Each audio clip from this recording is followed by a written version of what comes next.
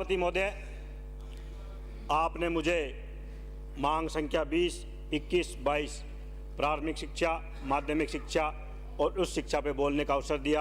आपका बहुत बहुत धन्यवाद।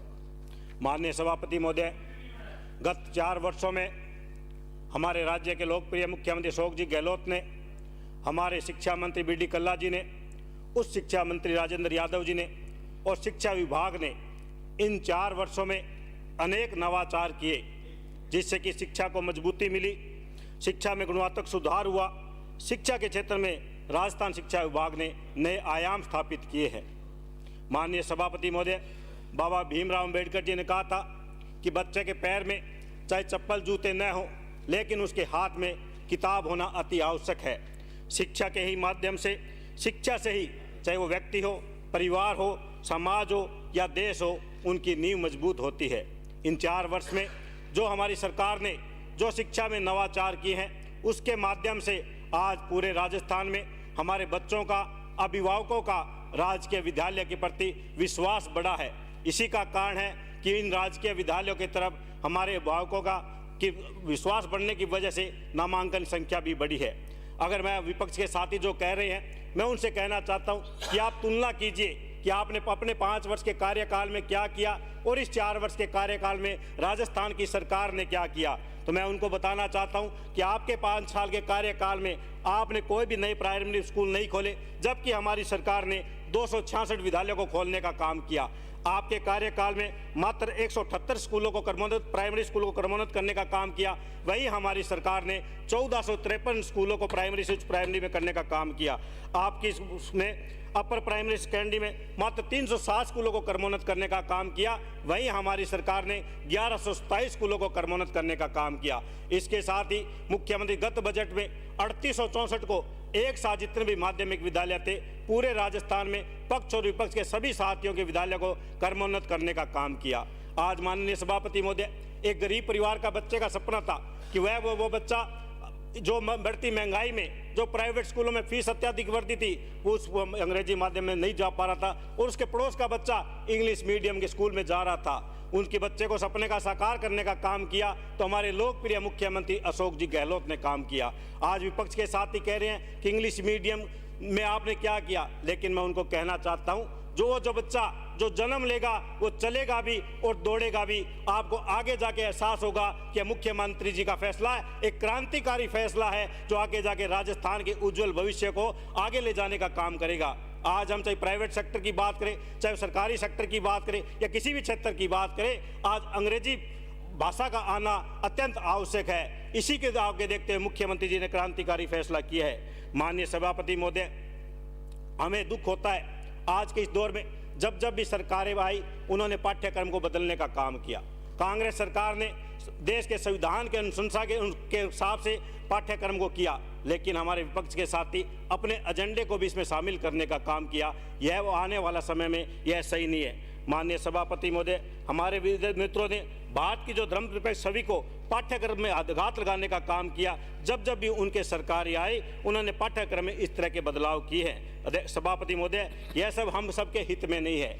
महात्मा गांधी जी ने कहा था, शिक्षा के माध्यम से हम आगे बढ़ सकते हैं। शिक्षा ही वो एक सा हथियार है जिसके माध्यम से हम बड़ी से बड़ी लड़ाई को हम लड़ सकते हैं। माननीय सभापति महोदय, हमारे इस कार्यकाल में जो एक पिछले दिनों एक साथ 5 देशभक्ति गीतों का, जिसमें 1 करोड़ 12 लाख बच्चों ने भाग लेकर जो पूरे वर्ल्ड बुक में नाम दर्ज करवाया, यह भी एक सराहनीय कदम था। इसके साथ साथ जो राजस्थान सरकार ने नो बैग का डे रखा, उसके तहत चेस के दौरान 38 लाख बच्चों ने भाग लिया, उसका भी वर्ल्ड बुक में नाम दर्ज किया गया। इसके साथ जो हमने वार्षिक उत्सव जो प्रत्येक विद्यालयों में शुरू किया, राजकीय विद्यालय में शुरू किए, इससे इसे परिणाम निकला कि उन गाँव के भामाशाहों को उन विद्यालय के प्रति जुड़ाव रहा और जो हमारी ग्रामीण क्षेत्र में जो प्रतिभाएं छुपी हुई थी, उनको भी आगे आने का अवसर मिला और राजस्थान के राजकीय विद्यालयों में भामाशाहों के द्वारा मूलभूत सुविधाओं पूरी करने का काम किया।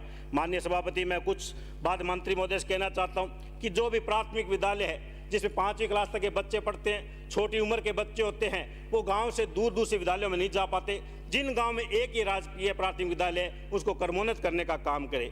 इसके साथ साथ आज चतुर्थ श्रेणी के कर्मचारियों के पदों की संख्या कम होती जा रही है, जिसमें विद्यालय में चाहे उनके विद्यालय को खोलने की बात हो, चाहे साफ सफाई की घंटी बजाने की काम हो, यह बड़ी समस्याएं आ रही है। तो चतुर्थ श्रेणी कर्मचारियों की भर्ती करी जाए।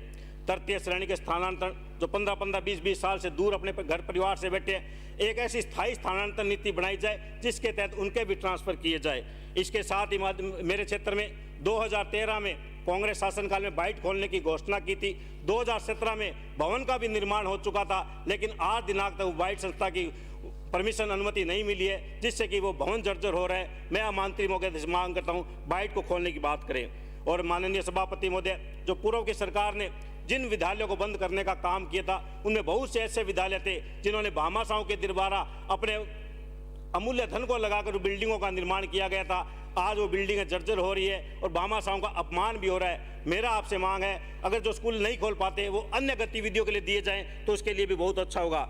इसके लिए मेरे क्षेत्र में उच्च प्राथमिक से उच्च माध्यमिक विद्यालयों में जोजासर, दुर्जाना, रातूसर, दूधली, बांगासर, 6 RPM, सोती व ढाणी राइयों को क्रमोन्नत करने की मैं आपसे मांग करता हूं। माननीय सभापति महोदय, मैंने भी अपने विधानसभा क्षेत्र में एक नवाचार किया कि हमारे विद्यालय में जो रोजाना प्रार्थना करते हैं, बाल सभाएं होती है, गर्मी सर्दी बारिश के कारण वो विद्यालय में बच्चे जो परेशानी में आते थे, मैंने 80 से अधिक विद्यालयों में शेड निर्माण का कार्य किया, जो कि एक हॉल की भी पूर्ति करेगा। और हमारा प्रयास ये रहता है कि मैं ज़्यादा से ज़्यादा विधायक कोटे का पैसा इन राजकीय विद्यालयों में लगाऊं। दूसरी तरफ जो विपक्ष के साथी कहते हैं कि जो सत्ता के विधायक है वो ट्रांसफर पोस्टिंग में पैसे लेते हैं, तो आज इसमें सदन से, पवित्र सदन से कहना चाहता हूँ, मैंने 400 से अधिक जो हमारे 20-20 साल से जुबार बैठे थे नौर विधानसभा क्षेत्र में लाने का काम किया। अगर कोई ये व्यक्ति ये साबित करे कि अमित चाचा ने एक पैसा लिया है, तो मैं राजनीति नहीं विधायक पद से भी इस्तीफा देने का काम कर सकता हूं कि हमने निस्वार्थ भाव से जो बाहर हमारे छोटे भाई और बहन बैठे थे उनको बगैर किसी पैसा लेकर नौर विधानसभा क्षेत्र में लाने का काम हमने किया है। 1 रुपए का कोई भी आरोप नहीं लगा सकता।